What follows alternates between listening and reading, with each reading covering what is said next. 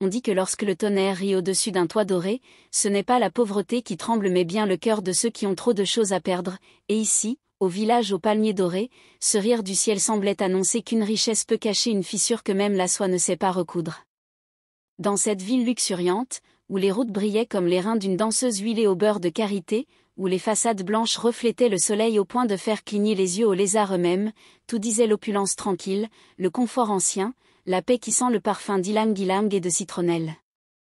Les toits, rouges et impeccables, alignés comme une armée d'offrandes, protégeaient des salons vastes comme des paillotes de princes, avec leurs rideaux lourds brodés main, leurs murs qu'on avait peints aux couleurs de la mangue mûre et du ciel juste avant la pluie, leurs carreaux froids sous les pieds qui rendaient muets les pas des domestiques, et dans ce décor, les oiseaux semblaient chanter plus juste et les chèvres, même elles, bêlaient avec une certaine modestie. On disait à voix basse que la prospérité, ici, avait le goût du bissap sucré et l'assurance d'une femme à la démarche lente, et à la pointe de cette richesse se dressait la maison du patriarche, celle dont les colonnes brillantes ressemblaient à des jarres de cuivre couchés sur la lumière.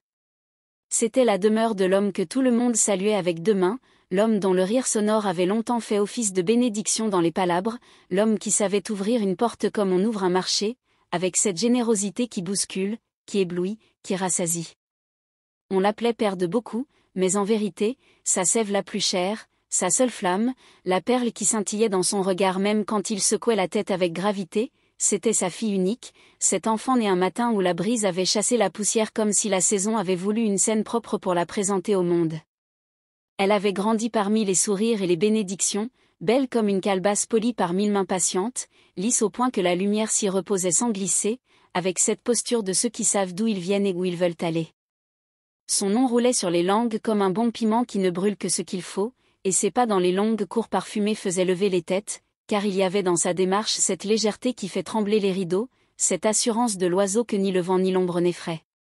On disait qu'elle avait appris à lire les livres des étrangers autant que les signes du ciel, et quand elle riait, quelque chose dans la maison semblait être lavé de toute fatigue. Pourtant, plus d'un avait remarqué qu'elle possédait l'entêtement discret des filles de l'eau, celles qui sourient longtemps mais qui, au moment de l'essentiel, ne savent que suivre la voie que leur poitrine a cachée pour elles seules.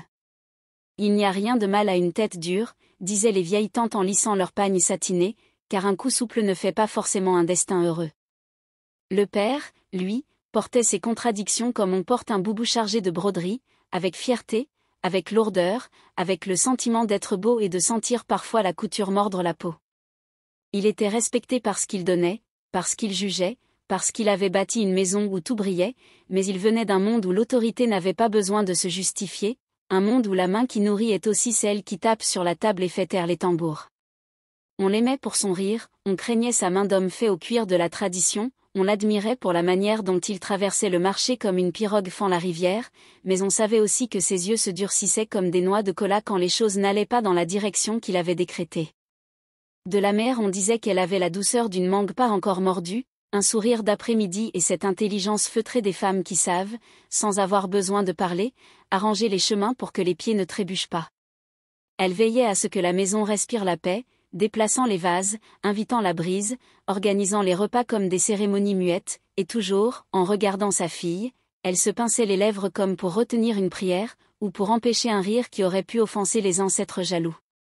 Dans cette ville où les nuits avaient la douceur de l'huile et où les voitures se garaient sous les ombres des flamboyants comme des bêtes puissantes obéissant au claquement d'une langue, la vie semblait si bien rangée que même les chats suivaient des horaires.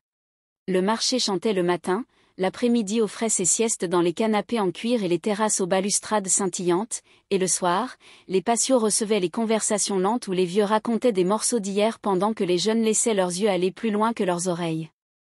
Les rumeurs, quand elles naissaient parfumées, enveloppées dans le faux sérieux de ceux qui n'ont rien à dire mais qui aiment donner de l'importance à leurs lèvres. On parlait de la fille comme d'une promesse tenue. Elle avait terminé ses études au loin, mais n'avait pas perdu la mémoire de la maison. Elle savait se tenir, savait rire sans montrer toutes ses dents, savait écouter jusqu'au bout avant de répondre, mais on voyait parfois, quand le père posait sa main sur son épaule en public, quelque chose de raide courir sous sa peau, comme si une question retenue par deux ficelles tirait le rideau de sa gorge. Les anciens disaient en baissant la voix que l'enfant unique est comme une assiette en verre dans une cuisine de fête, on prend tout le temps de la laver, on la pose dans le meilleur endroit de l'étagère, mais on la regarde aussi avec la peur secrète du bruit qui pourrait soudain la casser. Et puis, il y a la façon dont le père regardait l'avenir, toujours comme une promesse de contrôle, de continuité, de bénédiction qu'il suffirait de signer d'un nom, le sien. Il parlait de destin comme on parle d'un contrat, avec la main ouverte, la voix sûre, et parfois le silence tombait dans la pièce comme un pagne épais, parce que tout le monde savait qu'avec lui les décisions n'étaient pas vraiment des conversations. Il aimait sa fille d'un amour vaste comme sa cour, mais un amour tenu par des colonnes lourdes de coutumes, et là où elle cherchait l'air, il voyait un courant d'air dangereux. Pourtant, n'allez pas croire que cette maison était un théâtre de cris, non, elle résonnait surtout de rires, de bruits de plats finement dressés, de verres qui s'entrechoquent avec la décence des riches, de pas qui glissent sur la fraîcheur des carreaux pour aller accueillir des invités aux parfums épais.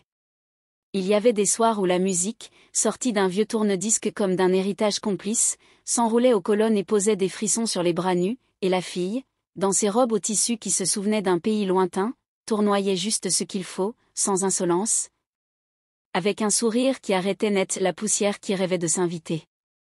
Les domestiques murmuraient qu'elle avait l'œil qui s'est pesé, la main qui s'est remerciée, la parole qui s'est s'arrêtée au bord de la falaise, et chacun, dans la cour, trouvait à son retour une raison de croire que la maison serait plus belle demain encore. Pourtant, sous cette nappe d'or, quelque chose vibrait, un fil tendu que personne n'osait toucher.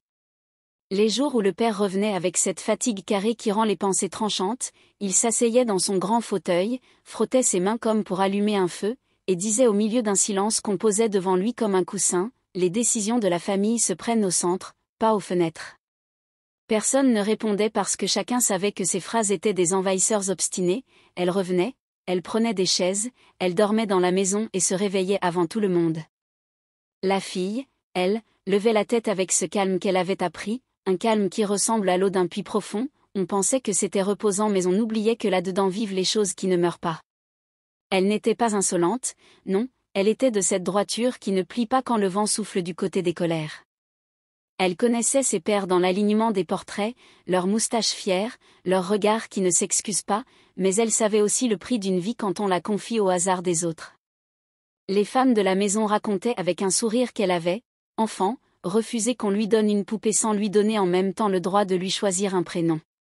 Ce jour-là, le père avait ri, il avait dit que la tête ne pousse pas sur l'épaule d'une courge pour rien, et toute la maison avait pris la liberté de sourire, délivrée par l'éclat de sa joie. Mais le temps, ce tailleur qui resserre même les boubous à la bonne mesure, avait changé la place des rires.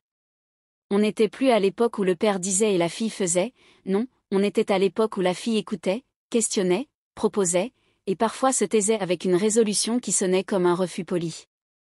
Dans le village, on raconte que l'amour d'un père pour sa fille unique ressemble à la brume du matin, il caresse, il enveloppe, il donne un peu d'eau à la peau, mais il peut aussi cacher le chemin avec une gentillesse qui empêche d'avancer. Le père, quand il la voyait au bras de ses propres idées, sentait dans sa poitrine des pas que personne n'entendait, et il se disait que la maison, pour rester debout, avait besoin que les poutres écoutent. Les jours de fête, on voyait parfois ses yeux glisser d'elle à la porte comme si la peur d'une sortie inattendue venait le mordre derrière le sourire. Pourtant, il continuait à lui offrir des colliers lourds comme des promesses et des tissus coûteux qui semblaient tomber du ciel directement sur ses épaules.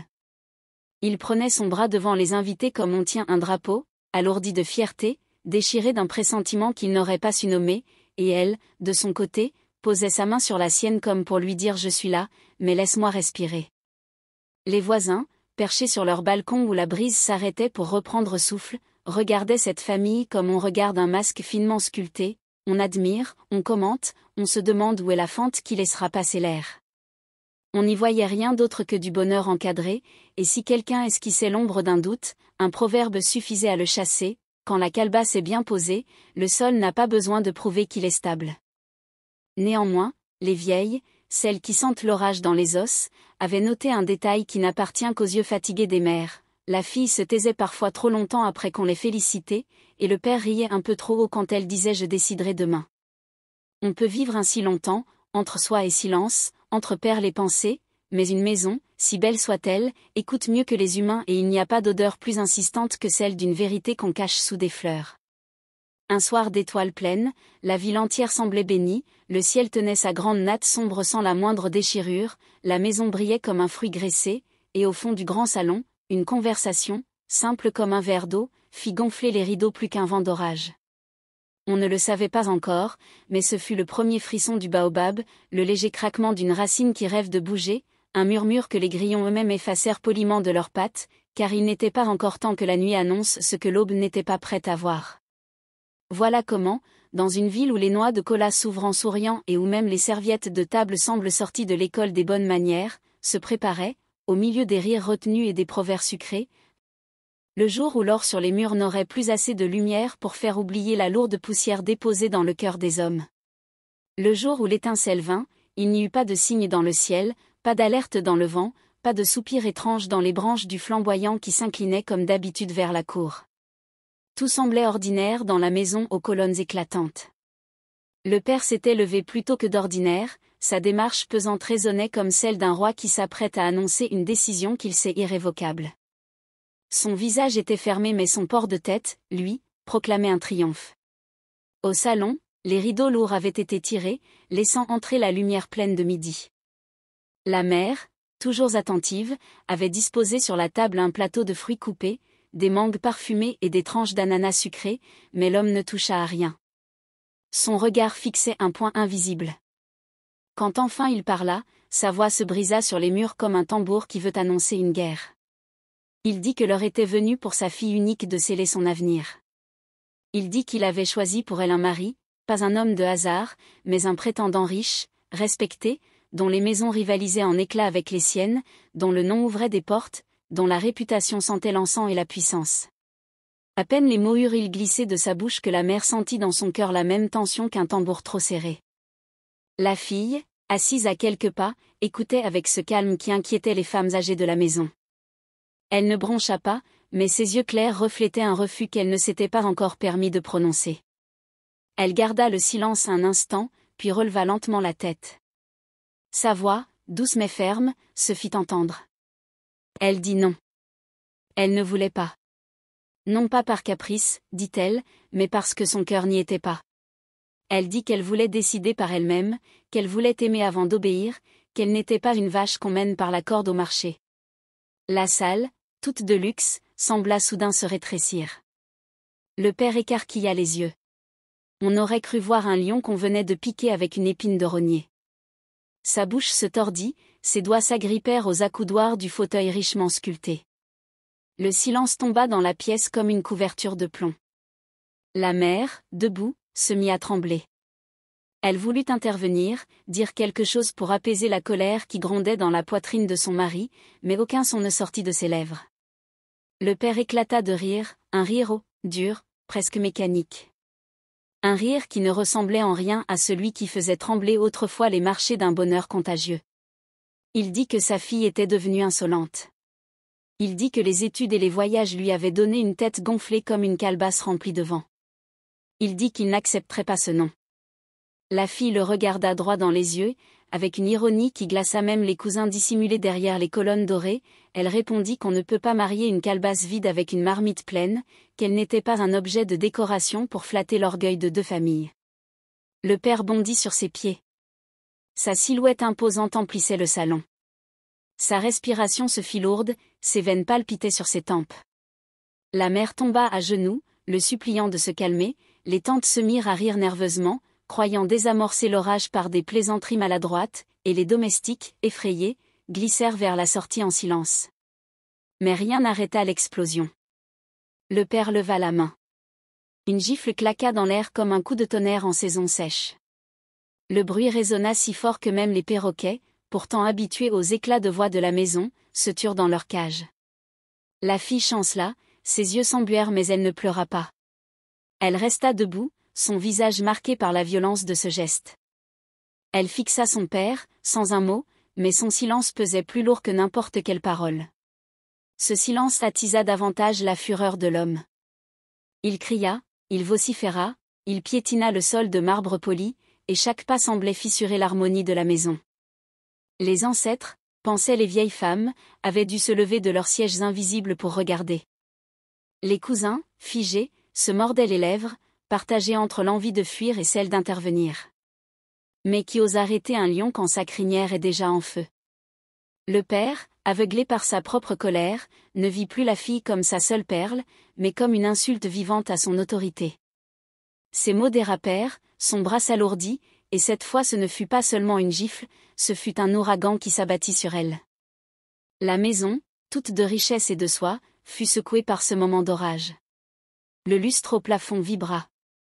Les assiettes en porcelaine tremblèrent dans les vitrines. Les servantes qui se tenaient dehors entendirent tout et se signèrent en cachette. La mère se jeta entre eux, mais le père l'écarta comme on repousse une feuille de bananier sur le chemin. Ses yeux ne voyaient plus rien, sa bouche n'entendait plus les supplications. Le salon devint une arène. Le souffle de chacun se coupa, et même les horloges semblaient retenir leur seconde. On dit dans les contes africains qu'une seule étincelle peut embraser toute une brousse, et ce jour-là, la maison riche et bien ordonnée devint la brousse. Ce fut un désordre violent, une tempête humaine dans un lieu qui n'avait jamais connu autre chose que des musiques raffinées et des fêtes parfumées. Quand le calme retomba enfin, quand les cris s'éteignirent, il ne resta que la lourde respiration de l'homme, la stupeur figée de la mère, et le corps fragile de la fille qui gisait dans un silence plus effrayant que le bruit de la colère. Le père regarda ses mains comme si elles ne lui appartenaient plus. Le rire bruyant qu'il avait toujours défini s'était envolé, et dans ses yeux il n'y avait plus qu'un vide, un gouffre où personne n'osait plonger. Les tantes cessèrent de rire. Les cousins n'osèrent plus respirer. La maison entière devint un tombeau de luxe, un mausolée vivant où l'on n'entendait plus que le battement désordonné du cœur du patriarche. Dehors, le flamboyant continuait à fleurir, inconscient du drame. Les oiseaux reprirent leur chant, comme si de rien n'était. Mais ceux qui étaient là savaient qu'un mur invisible venait de se fissurer dans cette maison où tout semblait parfait. Ils savaient qu'un drame s'était écrit ce jour-là, un drame que ni l'or des colonnes ni la douceur des rideaux ne pouvaient effacer. La nuit qui suivit fut la plus longue que la maison du patriarche eût jamais connue. La demeure qui d'ordinaire vibrait des éclats de rire, des musiques douces, des pas légers des domestiques, se retrouva engloutie dans un silence épais comme une couverture mouillée. Le corps de la fille, étendu sans mots, sans plainte, sans souffle apparent, fut porté dans sa chambre avec une précaution tremblante. La mère ne cessait de murmurer des prières dans son dialecte natal, des prières faites de larmes et de soupirs étouffés, pendant que les tantes restaient figées, incapables de choisir entre fuir ou rester témoins de l'ombre qui venait de s'abattre sur la maison. Dans la cour, les chiens avaient cessé d'aboyer. Même les grillons se turent comme pour respecter un deuil invisible. Le père, lui, resta longtemps assis seul dans le salon, le regard fixé sur le sol de marbre qui semblait soudain trop froid pour ses pieds. Ses mains tremblaient légèrement. Il avait frappé. Il avait frappé sa seule perle, et la gifle, plus lourde que ses propres forces, avait semé une nuit sans fin dans la maison. L'orgueil qui l'avait guidé s'était effondré et il se retrouvait face à son geste, nu comme un enfant surpris en plein mensonge. Pourtant, devant ses proches, il continua de se tenir droit, le visage figé, comme s'il refusait de reconnaître que sa force avait engendré une perte. Les rumeurs commencèrent à courir. Le village, toujours avide de confidences, sentit quelque chose de cassé derrière les murs luisants. Les voisins avaient entendu les cris, les coups, ce tumulte inhabituel qui n'avait rien de festif. Les premiers racontèrent que la fille n'avait pas survécu. D'autres disaient qu'elle était tombée dans un profond sommeil, emportée par les esprits de la rivière qui viennent chercher ceux dont le cœur n'a pas encore choisi son chemin. Les anciens, rassemblés au pied du grand baobab du quartier, dirent à voix basse que la maison riche venait d'attirer sur elle le regard sévère des ancêtres. On chuchota que frapper une fille unique, c'était comme briser la dernière calebasse pleine d'eau dans une saison de sécheresse. La nouvelle se propagea comme une rumeur parfumée de poudre. Le marché bruissait d'histoires. Les uns disaient qu'ils avaient vu la fille se relever en pleine nuit, le visage pâle comme la lune, et marcher pieds nus dans la cour, comme une ombre errante. D'autres assuraient qu'elle n'avait pas bougé depuis qu'elle était tombée, et que sa chambre sentait un froid venu d'ailleurs. La mère, éplorée, refusait de quitter son chevet. Ses larmes creusaient des sillons sur son visage autrefois si serein. Elle priait à voix basse, elle chantait des mélodies qu'on ne chante d'ordinaire que pour apaiser les esprits des enfants mort-nés. Les tantes, elles, ne cessaient de répéter des proverbes, comme si la sagesse des anciens pouvait effacer l'irréparable. L'une dit que quand on casse son unique calebasse, on doit boire l'eau avec ses mains, et que cela ne rassasie jamais. Une autre ajouta qu'un homme qui ne maîtrise pas sa colère n'est qu'un enfant déguisé en roi. Le père, retranché dans son mutisme, passait ses nuits à marcher dans la grande cour. Ses pas résonnaient dans l'air comme des coups de marteau. Il regardait les colonnes brillantes de sa maison comme si elle s'était mise à le juger. Parfois il croyait entendre un rire léger, le même rire de sa fille qui autrefois faisait vibrer les murs de bonheur. Mais ce rire, maintenant, semblait venir de nulle part et partout à la fois. Il s'arrêtait, les yeux écarquillés, la sueur au front, cherchant l'origine, mais il ne voyait que les ombres des flamboyants qui se balançaient doucement au rythme du vent. Dans le village, les femmes se signaient en passant devant la maison. Les enfants n'osaient plus jouer près des murs dorés, de peur de réveiller les esprits. Même les vieillards qui d'ordinaire s'asseyaient devant la grande porte pour contempler le coucher du soleil s'étaient déplacés un peu plus loin, disant que l'air de cette cour était devenu trop lourd pour leurs poumons. Le père essayait de conserver la façade d'un homme fort. Il recevait les visiteurs avec son sourire dur, mais ses yeux trahissaient des nuits sans sommeil. La culpabilité rongeait ses entrailles comme des termites qui mangent un bois précieux de l'intérieur.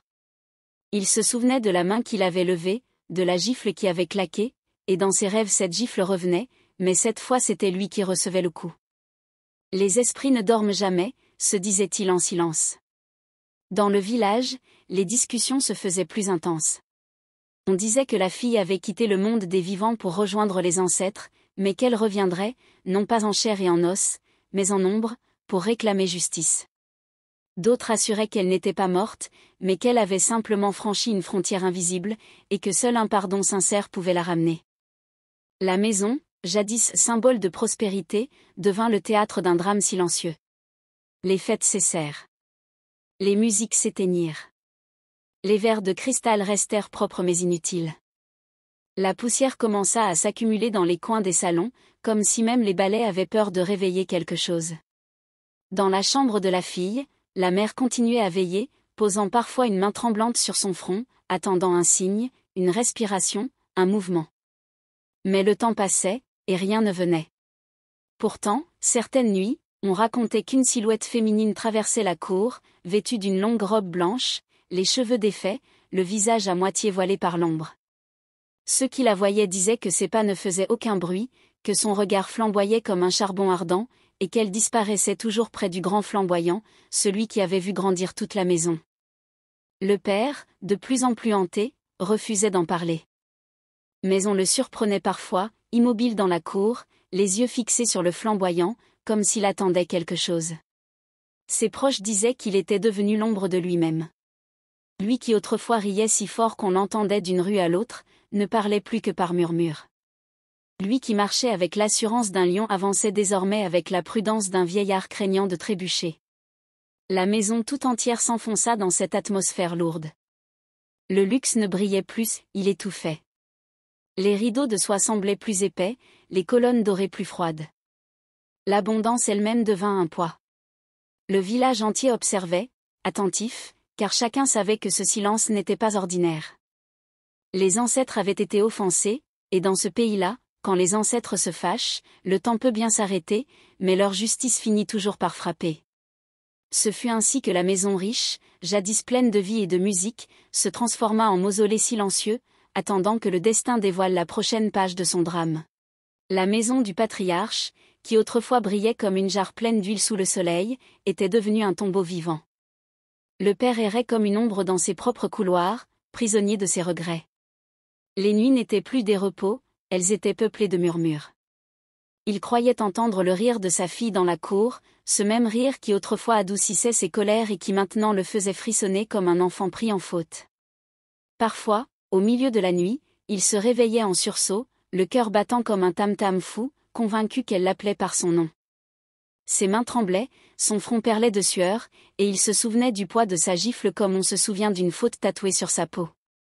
Le jour, il tentait de retrouver son allure de lion, mais ses yeux vides trahissaient une peur sourde. Les domestiques l'évitaient, parlant à voix basse, convaincus que la maison abritait désormais plus d'esprit que d'humain. Le village entier observait. Les anciens, assis sous le grand baobab, disaient que l'homme n'avait plus seulement une faute à porter, mais une dette envers les ancêtres. Car frapper sa seule fille, c'était frapper le ventre de la lignée, et les esprits n'avaient pas pour habitude de laisser ces choses sans suite. Les nuits prenaient une allure étrange.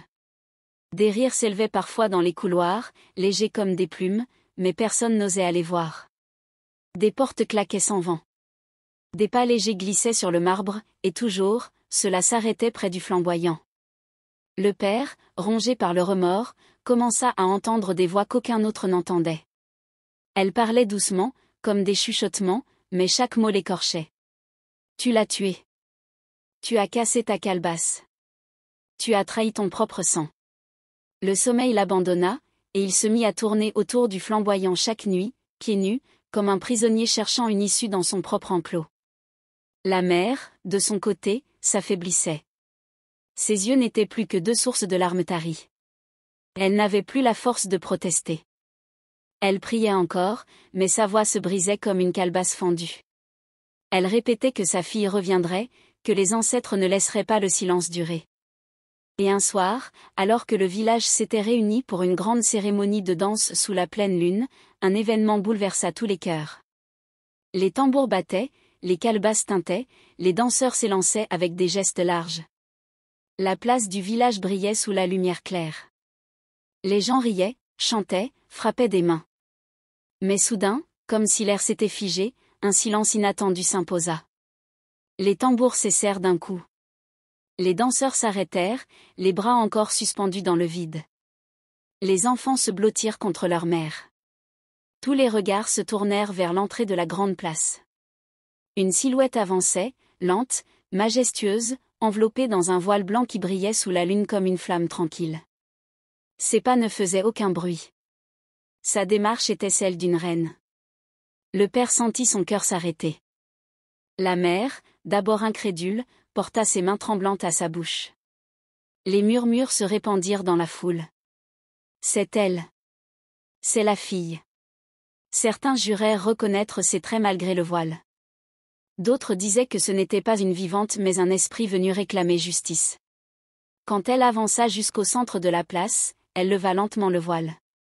Un souffle parcourut la foule. Son visage apparut, marqué par une cicatrice fine qui traversait sa joue comme la trace laissée par un éclair. Ses yeux brillaient, non pas de larmes, mais d'une flamme vive, profonde, brûlante comme si elle avait vu un monde que nul autre ne pouvait voir. Le père tomba à genoux, incapable de soutenir ce regard. Lui, l'homme fort, respecté, dont la voix faisait trembler les murs, se retrouva brisé, réduit à l'état d'enfant devant cette apparition. Était-ce bien sa fille revenue d'entre les morts? Était-ce son esprit? Était-ce une illusion envoyée par les ancêtres pour lui rappeler qu'on ne casse pas impunément la dernière calebasse? Personne n'osa approcher. Le silence de la foule était plus lourd que 1000 tambours. La mère se mit à sangloter, ses mains tendues vers l'apparition, incapable de dire un mot. La fille, ou l'ombre de la fille, posa ses yeux sur son père. Elle ne parla pas. Mais son regard seul fut un coup de tonnerre. Un regard qui disait tout. La trahison. La douleur. Mais aussi une énigme, comme une promesse suspendue. Puis elle tourna lentement les talons et s'éloigna, disparaissant dans la nuit par le chemin qui menait vers le flamboyant. Personne n'osa la suivre. Le père resta à genoux, frappant le sol de ses poings, criant des mots que personne ne comprenait, des cris qui ressemblaient à des aveux arrachés par les griffes du destin. Le village entier resta figé, partagé entre la peur et l'émerveillement, incapable de décider si ce qu'il venait de voir était un miracle ou une malédiction. Depuis ce soir-là, les langues se délient mais aucune ne trouve de vérité. Certains jurent que la fille est vraiment revenue, blessée mais vivante, prête à faire éclater la vérité. D'autres affirment que ce n'était qu'un esprit envoyé pour hanter le père jusqu'à sa mort. Ce qui est certain, c'est que le patriarche n'est plus jamais redevenu le même. Ses rires ont disparu, ses pas sont devenus lourds, et ses nuits, interminables, sont rythmées par la peur de revoir ses yeux flamboyants dans l'ombre de ses propres couloirs. Quant au village, il attend, il guette, il retient son souffle, convaincu que l'histoire n'est pas finie et que le grand baobab n'a pas encore livré tout son secret. Cette histoire nous enseigne qu'un seul geste de colère peut briser des vies entières et que l'autorité sans amour devient une malédiction, rappelant que dialoguer vaut mieux que dominer. Et vous qui nous suivez, de quel pays nous lisez-vous en ce moment? Si vous avez été touché par ce récit, laissez un commentaire, partagez autour de vous et invitez d'autres à découvrir cette histoire.